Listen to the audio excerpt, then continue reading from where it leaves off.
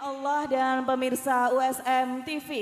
Yang kita tunggu-tunggu adalah Moidho Hasanah dari narasumber kita. Yang akan disampaikan oleh Ki Haji Ahmad Muafiq atau Gus Muafiq dari Yogyakarta. Kepada beliau kami persilahkan. Allahumma sholli ala Sayyidina Muhammad.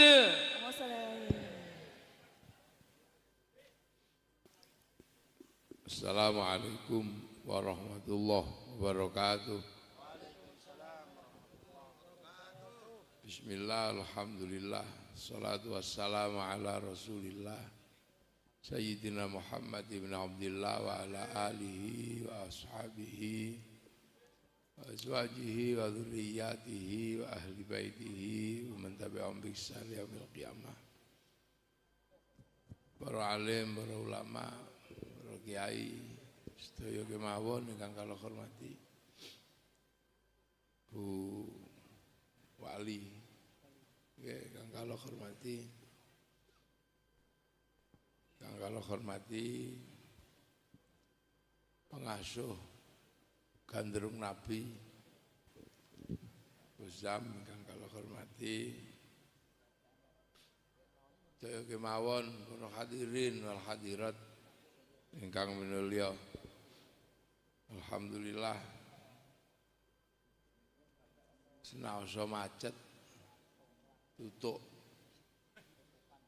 Macet-macet nih, sementing tutup. Alhamdulillah untuk bersama-sama mengikuti hari santri. Hari di mana pada satu ketika ada santri-santri yang merelakan darahnya, merelakan nyawanya demi kemakmuran bangsa dan negaranya. Jadi sebenarnya hari santri itu adalah hari di mana kita peringati, ini kan enak, duduk-duduk, sholawatan, ada snacknya, enggak ada. Begitu, salah.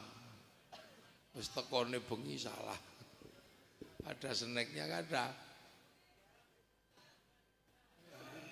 Sendiri-sendiri. Jadi hari santri itu kita peringati seperti ini kan sebenarnya untuk mengingatkan bahwa ada satu ketika di mana para santri dan masyarakat itu menghadapi para penjajah yang menjajah Indonesia. Jadi kita ini memperingati sambil duduk kayak begini, sambil sholawatan. Tapi yang kita peringati itu adalah peristiwa perang. Jadi peristiwa perang dan matinya beneran. Jadi santri itu mati itu beneran, ditembak Belanda itu beneran. Makanya jangan main-main dengan peringatan hari santri itu. Kita peringati ini kan karnaval sifatnya, mengingat gitu. Tapi yang kita peringati itu ya di balik cerita hari santri itu adalah tentang kematian orang-orang yang seusia-usia sampean itu untuk mempertahankan kemerdekaan Indonesia. Yang menjadi sebab kenapa ada hari pahlawan. Jadi santri itu pernah mengeluarkan fatwa. Apa fatwanya? Adalah fatwa bahwa mempertahankan kemerdekaan Indonesia dengan perang itu dalam radius 90 km di daerah dari Surabaya itu hukumnya wajib. Yang artinya ya sampean bisa paham perang itu tuh guyon gitu loh. Jadi ketika maju ya mati kalau nggak hidup. Sementara itu diputuskan di tanggal 22 Oktober 45. Agustus, September, Oktober. Ketika Belanda datang bersama sekutu. Itu setelah Indonesia merdeka itu. Agustus, September, Oktober, 3 bulan. 3 bulan. Nah kenapa? Karena undang-undang, aturan internasional bahwa negara yang merdeka karena penjajahnya kalah perang itu harus diserahkan kepada penjajah yang sebelumnya. Jadi negara yang merdeka karena disebabkan penjajahnya itu kalah perang. Yang waktu itu karena Jepang kan kalah perang. Setelah dibom di Hiroshima dan Nagasaki. Artinya bahwa Indonesia merdeka itu karena Jepangnya ini kalah perang. Maka Indonesia harus diserahkan kepada Belanda lagi. Cuman ada yang salah. Itulah sebabnya makanya ketika tanggal 16 Agustus 45 bahwa Bung Karno berselisih dengan anak-anak muda. Karena menurut Bung Karno kemerdekaan akan dilaksanakan di tanggal 24 Agustus. Kalau sampai kemerdekaan itu dilaksanakan di tanggal 24 Agustus, maka itu kesepakatannya adalah bahwa Belanda akan menjadi pemilik kembali Indonesia. Makanya para pemuda ngotot tidak boleh setelah tanggal 24 harus dimerdekakan pada tanggal 16 Agustus. Maka akhirnya Belanda diambil oleh anak-anak muda dibawa ke Rengas Dengklok itu. Dan di Rengas Dengklok diambil Bung Karno disuruh memerdekakan oleh rombongannya Soekarni, ada Syahrir, Sayuti, bawa ke sana. Bung Karno enggak bisa, tapi enggak bisa merdekakan aja dulu. Ternyata Indonesia dimerdekakan betul, tapi tanggal 16 Agustus. Saksinya cuma 6 orang. Akhirnya Bung Karno, ya sudah, kita pulang dulu ke Jakarta. Nanti kita merdekakan di Jakarta tanggal 17 Agustus. Akhirnya dibacakan kemerdekaan Indonesia di tanggal 17 Agustus. Jadi karena Indonesia dibacakan di 17 Agustus, sebelum disepakati tentang penyerahan negara yang merdeka karena penjajahnya kalah perang, maka Indonesia tidak lagi diserahkan kepada Belanda. Dan Belanda masih berharap bahwa dia akan mendapatkan serahan kembali kemerdekaan, maka dia datang kembali bersama sekutu. Nah itulah jadi tanggal 16 dan 17 itu adalah tanggal di mana kondisi politik internasional antara Jepang sama Belanda dan sekutu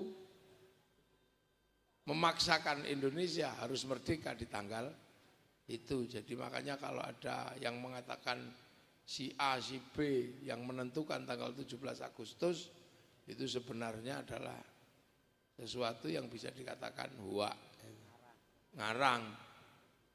Siapa yang mengatakan siapa itu? Terus rumah yang dipakai untuk membacakan kemerdekaan adalah rumahnya Tejimaida, seorang laksamana Jepang yang rumahnya itu pula mensepakati dijadikan tempat Badan Persiapan Kemerdekaan Indonesia dokurit sujun bitu sakai dokurit sujun bi ingkai. Nah, karena mempertahankan kemerdekaan, mereka datang itu bukannya kemudian membawa oleh-oleh atau membawa apa, karena penyerahan kemerdekaan mereka datang membawa senjata. Nah, makanya ketika orang melawan kedatangan mereka, artinya yang dihadapi adalah senjata. Nah, karena yang dihadapi adalah senjata, maka perang itu duduk guyon. Perang itu bukannya kemudian sampean bayangkan kayak gini lungguh-lungguh terus apa karo tatutut gitu. Ya enggak, perang itu beneran. Makanya jangan sekali-sekali mengambil hak orang yang sudah meninggal di dalam perang dengan merubah sejarah.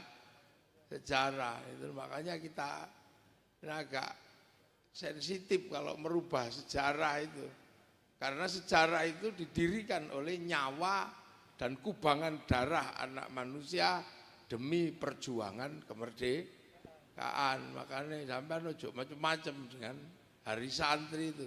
Hari santri itu terjadi bukan dengan datudut terus ngopi gitu. Wah itu enggak, itu perang beneran. Jadi ojo sembrono, aku ndebok kira terus kemerdekaan itu lahir karena ini. Nah, peristiwanya apa? Yang memicu itu semua. Ketika kedatangan kembali Belanda mengibarkan bendera Belanda. Lah kata anak-anak di Surabaya waktu itu, loh Indonesia sudah merdeka kok masih ada bendera Belanda. Nah itulah makanya akhirnya bendera Belanda yang dikibarkan di Hotel Yamato itu disobek sama anak-anak Surabaya. Disobek, bendera Hotel Yamato merah, putih, biru. Itu disobek. Nah siapa pelaku penyobekannya? Ya mbo, wong akeh ngono terus dipenek. Disuwek gitu aja. Yang itulah yang memicu perang besar di Surabaya. Jadi sampean jangan membayangkan bahwa bendera yang hari ini mungkin harganya nggak seberapa gitu. Mungkin 15.000 apa 10.000, tapi bendera itu dulu untuk menegakkannya itu butuh darah dan butuh nyawa. Nah sekarang merah putih itu sudah nggak minta darah, nggak minta nyawa, cuman minta angkat tangan gini aja. Nah ketika cuman minta angkat tangan gini aja, kadang kita ada yang mengatakan bid'ah, ada yang mengatakan musyrik, haram itu. Ya mungkin pada zaman perang itu yang sekarang bid'ah musyrik itu. Zaman perang itu jangan-jangan itu kakek buyutnya mata-matanya Belanda kan gitu. Enggak ngerti. Lah ini tentang kemerdekaan. Makanya kalau sudah berbicara tentang kemerdekaan itu hati-hati. Hanya karena kita sekarang peringati dengan nyantai-nyantai, Udah tutut ngupak kopi, terus dikira kemerdekaan itu hasil didapatkan dengan hasil gelundang-gelundung terus ngerti-ngerti merdeka gitu. Ya enggak. Di balik cerita kemerdekaan itu ada nyawa yang sangat banyak, yang bahkan tidak hanya terjadi ketika perang 10 November atau terjadi karena bendera semata. Di belakangnya itu panjang ceritanya. Ada yang mati bersama Sultan Hasanuddin, itu ya persiapan menuju kemerdekaan. Ada yang mati bersama Pangeran Diponegoro, ada yang mati bersama Sultan Agung. Itu kalau diakumulasi darah orang yang meninggal karena kemerdekaan yang malam hari ini kita nikmati, itu nggak bisa dihitung. Yang mati di Maluku berapa, ada Patimura, itu mati beneran, bukan kok karnaval digantung terus hidup lagi, itu enggak. Itu punya kekasih namanya Christina Marta Itu mati beneran, jangan kamu sembrono. Tiba-tiba orangnya mati beneran, kamu iseng aja. Patimura,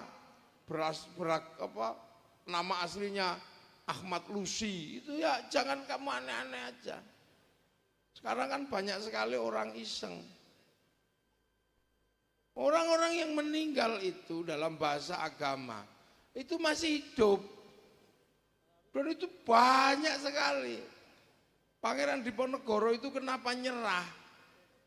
Itu karena setiap hari pasukannya Pangeran Diponegoro yang tertangkap itu disembelih hidup-hidup oleh Belanda di lapangan Magelang. Satu-satu gini dipotong, mati beneran. Punya anak ya, anaknya nangis beneran, punya istri ya nangis beneran. Itu bukan karnaval, jadi jangan mbok kira terus perang itu seperti sekarang kayak di film dor terus tangi meneh gitu.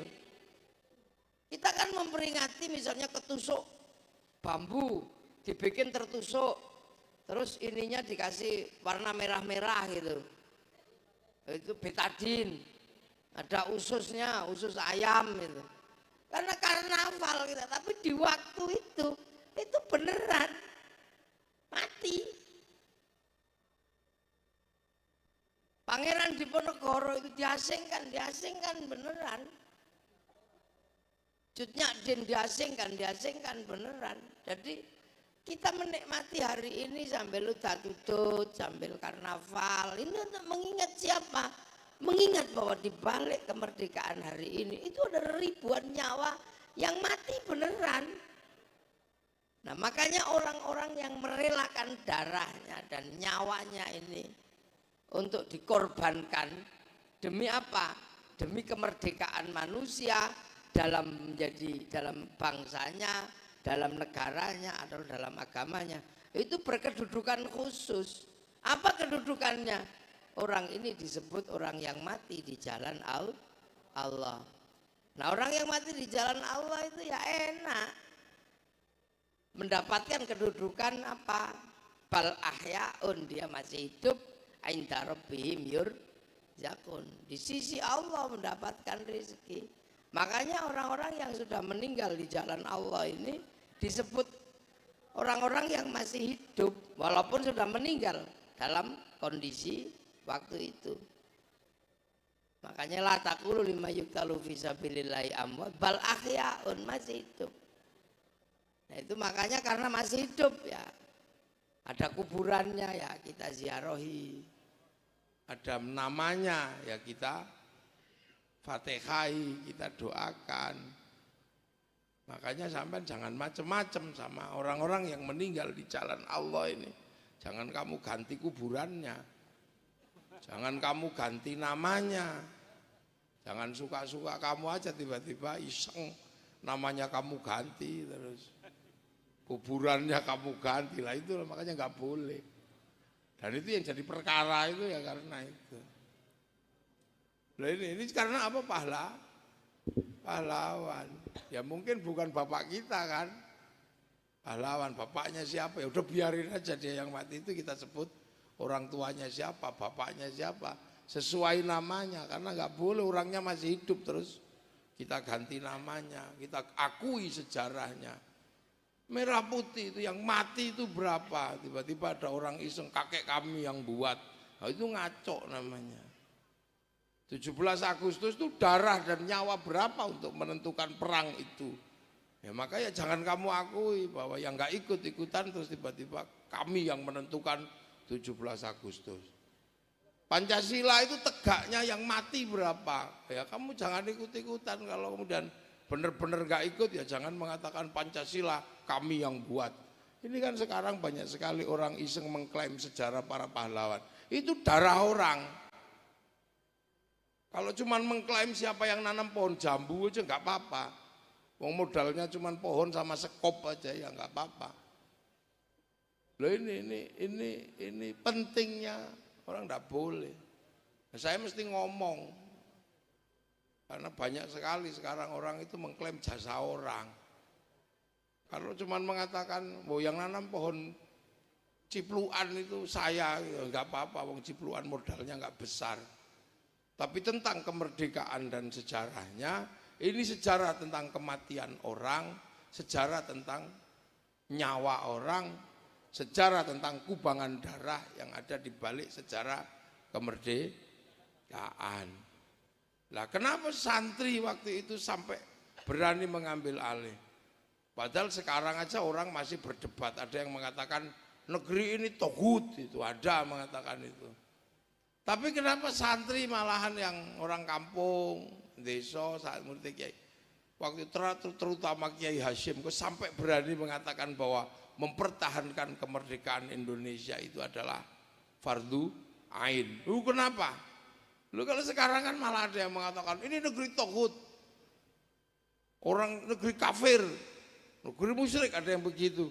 Lu kalau negeri ini negeri kafir, negeri musyrik, ya pasti nggak mungkin kalau keyakinan itu ada pada santri sampai mengeluarkan fatwa mempertahankan negara ini adalah wajib. Artinya kalau kemudian orang berani mengatakan negara ini wajib dipertahankan, adalah ada kebenaran yang mutlak diyakini bahwa secara syar'i Indonesia itu adalah benar.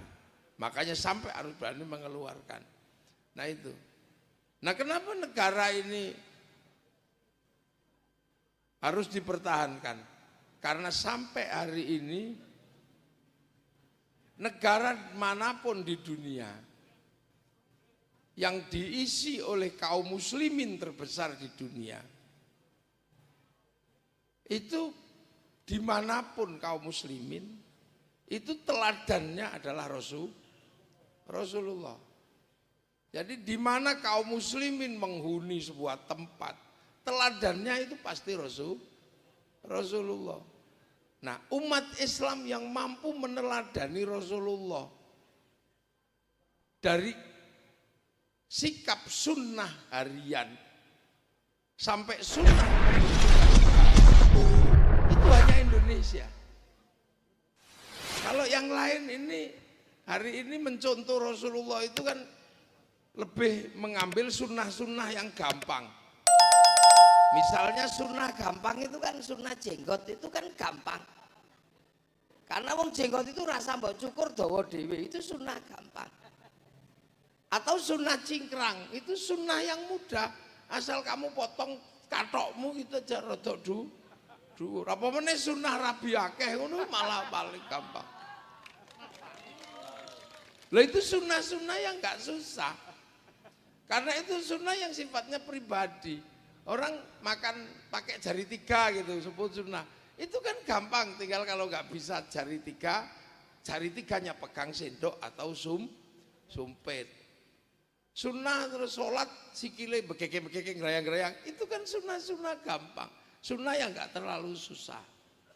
Tapi sunnah yang paling susah itu adalah sunnah di mana berkompromi dalam kehidupan yang besar dalam perbedaan-perbedaan umat manusia. Itu lebih berat. Sunnah menjaga kehidupan itu lebih berat karena berurusan dengan orang lain. Kalau sunnah-sunnah yang hari ini diperdebatkan orang itu kan sunnah yang bisa dijalankan sendiri. Sunnah yang dijalankan sendiri, sampean pengen jenggotan itu kan sendiri aja bisa. Sampean dawa dhewe ya wis rasa orang masalah, sampean ijen jenggoten ya ora apa-apa. Guzam ini jenggoten ya ora apa-apa, walaupun jenggoten rolas ini ya enggak apa-apa. Ya oleh, itu kan sunnah yang bisa dijalankan secara pribadi.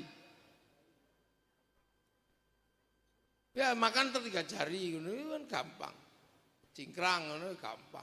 Apalagi takbir yang mau begini apa begini itu kan. Atau tahiyat yang gini-gini itu.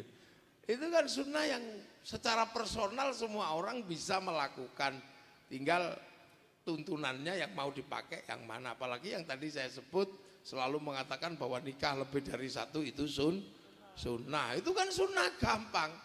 Apalagi mengatakan sunnah malam Jumat itu kan sunnah yang enak itu. Nah sunnah yang berat itu adalah apa? Sunnah yang harus bersinggungan dengan orang lain, yang harus ketemu dan dikompromikan dengan orang lain. Seperti sunnah, hiduplah kamu sebagai sama-sama para pemimpin yang hidup dengan perbedaan suku, bangsa, agama, tapi saling bertanggung jawab. Itu kan lebih mudah sampean, apa lebih susah? Nah, Indonesia sebagai sebuah negara yang perbedaannya paling banyak. Loh, Indonesia ini kan perbedaan apapun kan paling banyak. Perbedaan flora fauna paling banyak kan Indonesia. Orang Eropa itu paling kenal buah itu kan apel gitu. Apel terus pir. Enggak kenal namanya kesemek gitu. Duren, cipluan enggak kenal. Di Arab sana misalnya orang kenal binatang itu ya sebatas dob. Terus kambing, unta. Enggak kenal undur-undur itu. Hantu misalnya, ya paling kenalnya di sana ghost, syaiton, jin, nggak kenal namanya gundul pringis, wewe gombel, sundel bolong, suster ngesot. Nah di Indonesia itu yang paling susah itu kan umat Rasulullah mengkompromikan perbedaan yang banyak itu. Dan Indonesia berhasil sampai tingkat itu mencontoh Rasulullah. Buktinya apa? Di Indonesia berlaku paham kullukum ra'in wa kullukum mas'ulun an ra'iyati. Kalian semua adalah para pemimpin yang harus hidup saling bertanggung jawab antara yang mimpin dan yang dipimpin. Nah, konsep itu namanya ra'iyah. Ra'iyah itu berlaku di Indonesia bisa diterapkan menjadi rakyat. Loh, rakyat itu konsepnya Rasulullah. Itu bukan konsepnya yang lain. Jadi rakyat itu berlaku di Indonesia, satu-satunya negara muslim yang menerapkan konsep ra'iyah menjadi rakyat dalam sebutan warganya hanya muslim Indonesia. Tidak ada yang lain. Jadi kita ini bukan people itu vox populi, vox dei, suara mayoritas, suara Tuhan. Begitu dia mayoritas, dia menjadi diktator mayoritas. Makanya di negeri ra'iyah khilafah itu nggak bisa diterapkan, termasuk ikhwanul muslimin. Kita juga bukan komunis. Komunis itu kalau kumpul banyak proletar, namanya diktator proletar. Dan kita ini ra'iyah, rakyat bisa mimpin dan bisa dipimpin. Makanya rakyat tidak pernah mempersoalkan tiba-tiba pemimpinnya agamanya apa, nggak terlalu mempersoalkan. Syukur pemimpinnya adalah Islam. Dan ra'iyah ini bebas sudah, negeri di mana kalau sudah mengikuti konsepnya Nabi ra'iyah, apapun agamamu, apapun bangsamu, apapun sukumu, kamu bisa hidup bersama, saling bertanggung jawab, bisa mimpin dan bisa dipimpin. Sudah nggak nanya kamu sukunya apa, agamamu apa, apalagi nasabmu apa, itu sudah nggak nanya. Karena di negeri ra'iyah ini yang tadinya kawulo bisa menjadi kulo, itu pidato. Yang tadinya hamba sahaya yang kelasnya paling bawah bisa pidato saya, itu bisa.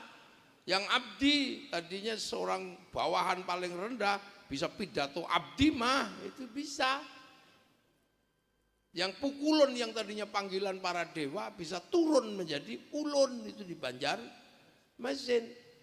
Loh, makanya konsep ini beratnya luar biasa, dan itu konsep yang ada di Madinah, memahami perbedaan itu. Loh, makanya ra'iyah yang berbeda-beda itu kalau ngumpul namanya musyarakah, yang akhirnya kita paham dengan bahasa sekarang menjadi masyarakat. Jadi musyarakah atau masyarakat itu konsep hidup ra'iyah yang berbeda, tapi saling mengisi, saling bertanggung jawab, saling tergantung. Kiai ngaji, pelajaran dasarnya adalah ngajar sholat. Tapi sholat itu tidak kemudian satu tok berdiri sendiri, dia tergantung dengan tutup aurat. Tanpa tutup aurat ya sholat itu nggak sah. Nah, tutup aurat itu urusannya pabrik kain. Nah, pabrik kain itu ya udah nggak bisa mikir. Itu urusannya pabrik, yang kebetulan yang ngurusi pabrik kain itu Cina. Lah makanya kiai nggak boleh ngamuk-ngamuk terus sama Cina. Nek Cinane lunga kita udah. Lalu itu makanya kiai-kiai di Indonesia nggak gampang ngamuan itu kan apa? Konsep hidup musyarakah atau masyarakat. Wudu ya wudu aja. Tapi wudu itu yang sekarang terjadi adalah diurus sama pipa sama sanyo karena air. Nah wudunya diurus kiai, pipa sanyonya diurus mas pion misalnya. Maka kiai nggak boleh ngamuan sama industri. Bikin masjid itu ya cuman batu sama pasir tapi tegaknya karena ada besi, ada semen. Maka kiai nggak boleh ngamuan sama pabrik semen dan besi. Loh ini kan konsep musyarakah. Pergi haji mesti ke bank dulu karena pilot nggak bisa menerima ONH. Maka kiai nggak boleh mengharamkan bank karena kalau banknya haram nggak jadi pergi haji. Begitu sampai di bandara Semarang itu bandara apa? Ahmad Yani yang nganter kan belok ke tempat wisata, yang pergi haji kan masuk bandara. Konsorsium besar perusahaan yang ngurusi pesawat terbang itu punyanya Yahudi. Maka kalau sampean mengatakan Yahudi basmi dari muka bumi, hancurkan semua. Lah kalau Yahudi mati semua, sampean itu renang. Berangkat hajinya, loh ini konsep musyarakah yang kita anut dalam masyarakat. Makanya kiai-kiai nggak bisa terus tiba-tiba dikit-dikit haram, dikit-dikit musyrik gitu. Nggak bisa. Karena apa? Konsep musyarakah itu adalah konsep hidup bersama saling mengisi. Nah kalau mau bangun konsensus besar namanya musyawarah wasyawirhum fil amri. Bermusyawarahlah. Nah ketika bermusyawarah terserah sampean karena ro'iyah kalau bermusyawarah itu bebas. Sampean tidak perlu lagi saya turunan ini, saya enggak perlu. Kalau mau ikut terlibat dalam musyawarah menjadi wali kota ya daftar ke KPU. Mau laki-laki, mau perempuan, mau apa bebas. Jadi urusan kemanusiaan di negeri ro'iyah itu sudah enak. Ya ayuhan nasi manusia, sudah di semua dianggap manusia. Sementara di beberapa negara yang dianggap manusia itu rata-rata ya ada yang masih menganggap yang kulit hitam bukan manusia, hanya kulit putih, rasis orangnya masih. Inna khalaqnakum min dzakari wa unsa, aku bikin kalian laki-laki dan perempuan. Ada negara-negara yang masih menganggap perempuan itu cuman komoditas biasa gitu aja. Sehingga perempuan nggak disekolahkan, nggak apa. Di Indonesia sudah sama-sama sekolah, sama-sama mondok, enak kayak begini, satu duduk di sini, yang laki-laki di situ. Yang membedakan laki-laki perempuan itu kan cuma satu, siji somana, siji ora, memang tok.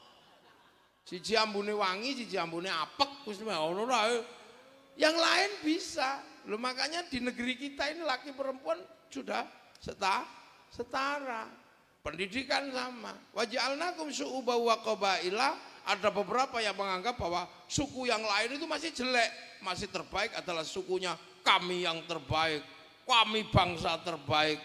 Di Indonesia sudah nggak berlaku itu. Kamu kalau mau ikut musyawarah daftar gitu aja.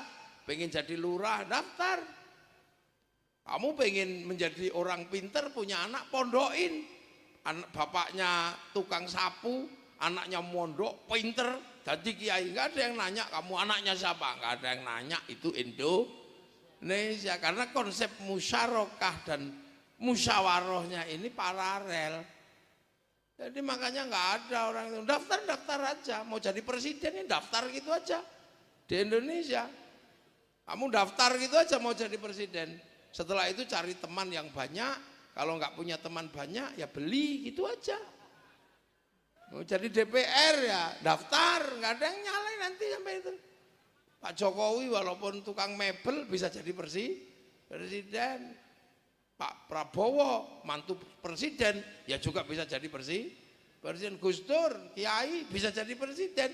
Itu Indonesia, jadi Indonesia itu terbuka ruang di mana seluruh rakyat atau rakyat itu punya akses yang sama untuk proses musyawarah, tinggal daftar aja. Sekarang seperti pemilu, ada yang daftar jadi bupati, ada yang daftar jadi gubernur. Ya kedudukannya sama. Setelah itu cari teman yang banyak. Kalau nggak punya ya beli. Toh harganya di depan undang-undang itu sama. Kiai walaupun santrinya banyak, Guzam ini banyak ini pengikutnya, gandrung Nabi. Tapi nanti kalau pemilu harganya sama-sama satu suara, yang lesot di situ harganya satu, semua yang di panggung ini juga cuman satu. Tidak kok kemudian ketika keluar dari coblosan Guzam ini jarinya 5 biru semua, ya enggak, terbaca satu jendi etok, ini sama. Itu Indonesia. Nah, yang menata konsep ini siapa dulu? Itu para wali. Nah, wali inilah kuncinya. Wali ini membawa Islam ke Indonesia. Kenapa Indonesia yang membawa Islam itu wali? Sementara yang ke Eropa itu panglima perang, yang ke Cina itu pedagang. Karena Islam karena Indonesia ini sebelumnya agamanya Hindu. Lah Hindu itu yang boleh ngomong agama itu Brahmana, kasta tertinggi. Brahmana itu kasta tertinggi, kastanya para pemegang kekuatan agama.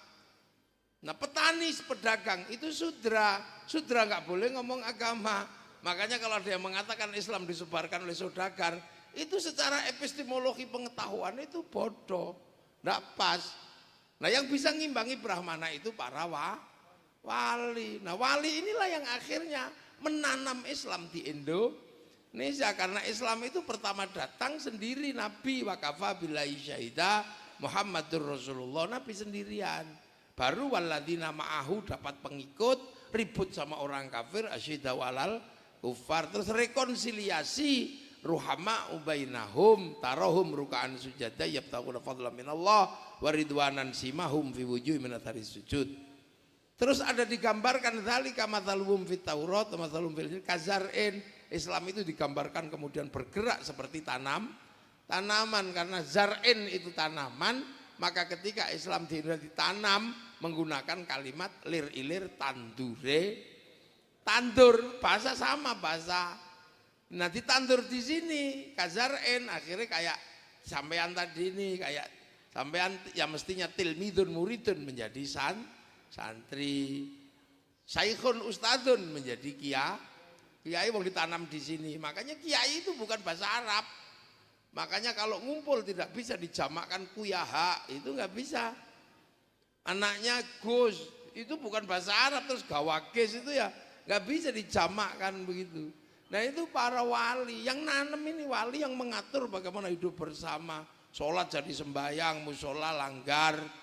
Nah, itu para wali. Nah, wali itu tadilah yang menata orang beragama berbeda-beda tapi tetap bisa satu. Yang nata itu wali. Maka tempatnya kaum muslimin, tempat ini dikenal dengan istilah wilayah. Apa artinya wilayah? Daerahnya para wali, al-wali al-wilayah. Nah, wilayah itulah makanya orang yang mengaku Indonesia itu harus paham tentang wilayah. Nah, wali itu yang akhirnya punya wilayah. Nah, wilayah inilah yang akhirnya jadi NKRI, Negara Kesatuan Republik Indo. Berbeda suku, bangsa, agama hidup dalam satu negara. Nah, itu bedanya. Kenapa Arab itu satu bangsa pecah puluhan negara? Karena kesukuannya tinggi, perasaan menjadi manusia nomor satu tinggi. Dia nggak bisa hidup dalam konsep ro'iyah. Maka Saudi menjadi kerajaan. Kenapa Cina ini bisa pecah menjadi puluhan negara, Afrika jadi puluhan negara, tapi kita puluhan suku, bangsa dan agama mampu bersatu dalam satu negara kesatuan Republik Indonesia.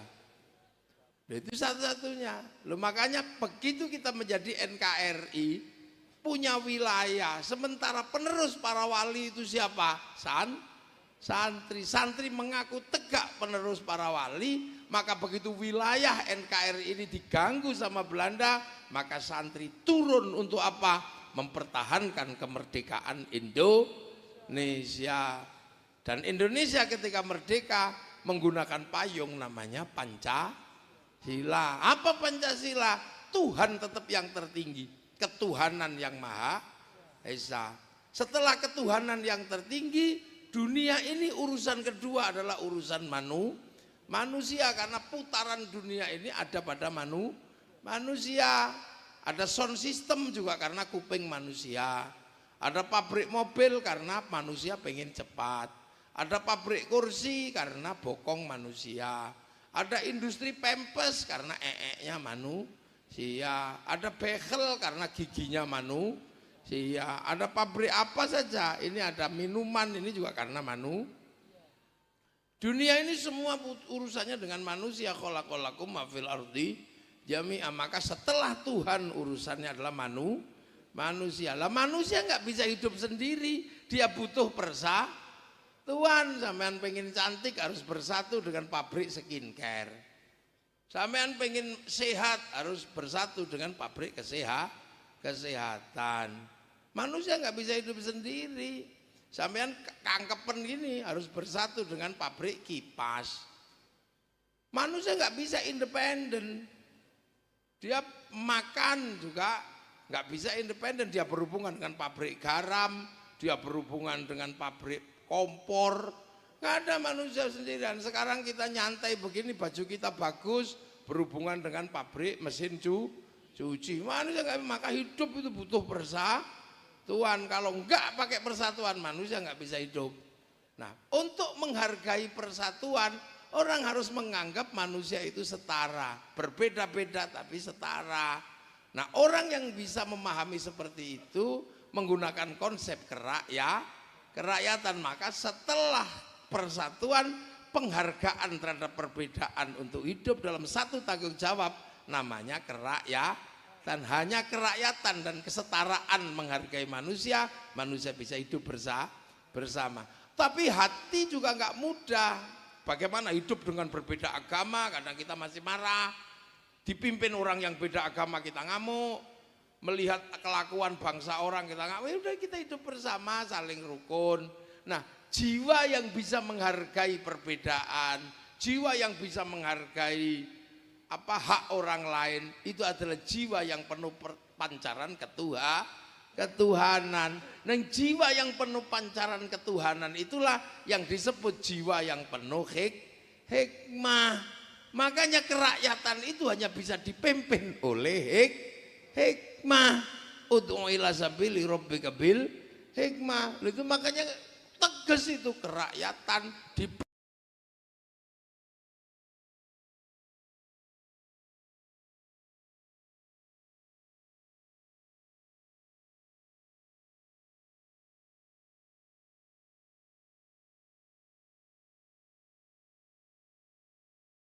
yang Kendal diurus, Brebes, Cilacap juga diurus. Jadi orang tidak bisa bijak sini tuh harus bijaksana, kebijaksanaan. Itu pun nggak boleh mengambil sikap sendiri, harus dimusyawarahkan antara eksekutif, legislatif dan yudikatif. Lu ini Indonesia harus dimusyawarahkan itu.